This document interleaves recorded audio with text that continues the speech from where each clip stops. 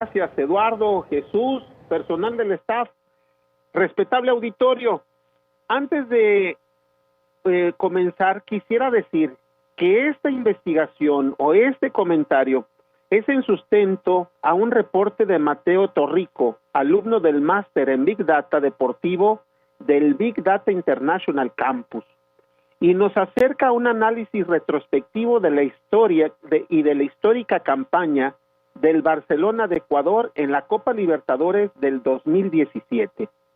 Como consecuencia de la creciente importancia de la tecnología y el Big Data dentro del deporte profesional, crece también la importancia de realizar un correcto y creativo uso, análisis, interpretación y presentación de la inmensa cantidad de información con la que se cuenta. Al más alto nivel del deporte, los detalles marcan la diferencia, y si bien un partido de fútbol no se gana desde el Departamento de Inteligencia Deportiva, sí se puede, desde allí, empezar a delinear la forma más probable en la que se logrará la victoria, y más si identificamos con estos datos la forma de pensar y actuar de nuestro rival. En aquel entonces la prensa ecuatoriana y de gran parte del continente daban por hecho que el monstruo brasileño lograría avanzar. ¿Y quién se atrevería a dudarlo? La diferencia de presupuestos, historia y calidad individual de jugadores eran en teoría suficientes argumentos para justificar un paseo del equipo albo. Como añadido, se filtró la información de que el Comité Técnico del Santos había elaborado un informe de 54 páginas donde se analizaba en detalle al rival. En la prensa se comentaba a modo de broma que Santos conocía hasta las oraciones que realizaban los jugadores ecuatorianos antes de irse a dormir. Por otra parte, el Barcelona de Ecuador contaba con un informe solamente de 15 páginas. En la teoría, los brasileños ganaban allí también, pero aquí viene lo interesante. ¿Qué valor añadido tenía el informe del equipo ecuatoriano? Me atrevo a decir que además de un análisis e interpretación precisa, el informe contaba con algo a lo que me refiero como la psicología de los datos en el ámbito del deporte. Los datos fríos reflejaban al Santos como un equipo invicto, sólido en defensa, con percentil alto en la gran mayoría de estadísticas defensivas individuales, letal en transición y capaz de marcar 1.87 goles por partido.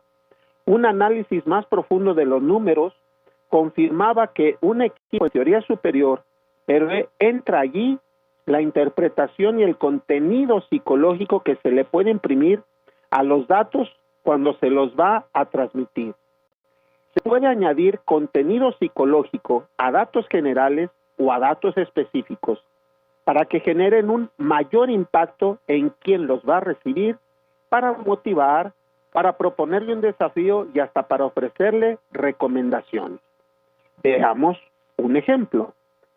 Decía el entrenador de Ecuador, claro, llevan 8 partidos invictos estos brasileños en la competición, pero a más partidos jugados y al aumentar la calidad de sus rivales, la probabilidad de que llegue su primer derrota crece. Además, nosotros tenemos 2 oportunidades de ganar. Las estadísticas están con nosotros. Claro, su equipo cuesta casi el doble del nuestro, pero nuestros 2 delanteros corren los últimos 40 metros mucho más rápido que sus centrales.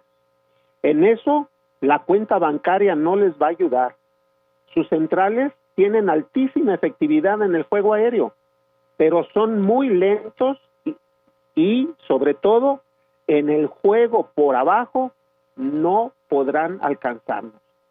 Debemos obligarlos a desplazarse antes de cabecear y lanzar centros adelantados para aprovechar nuestra velocidad.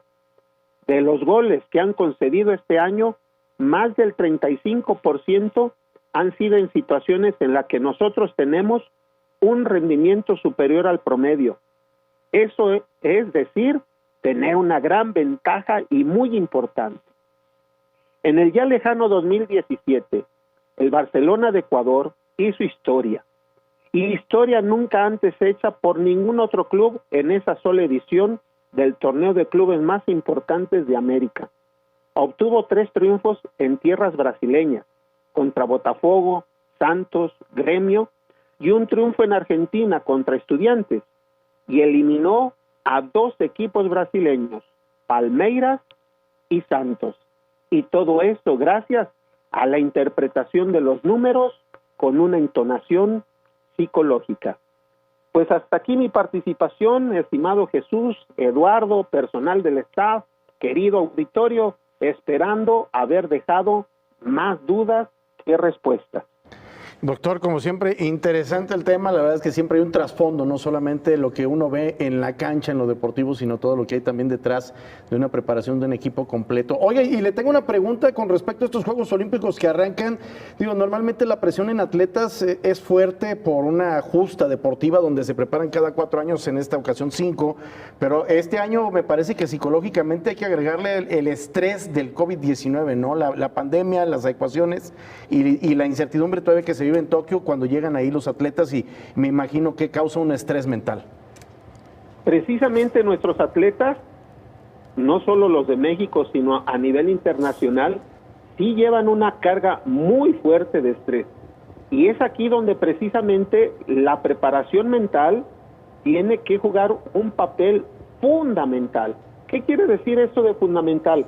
Pues lógico, el manejo del estrés, el manejo de emociones, la concentración en la actuación del presente sin tomar en cuenta el pasado, el futuro, las expectativas, creo que viene a disminuir muchísimo toda la carga emocional que carga un atleta. Es decir, pensar el momento, no las consecuencias ni las expectativas de todo lo que se ha cargado en estos 5 años.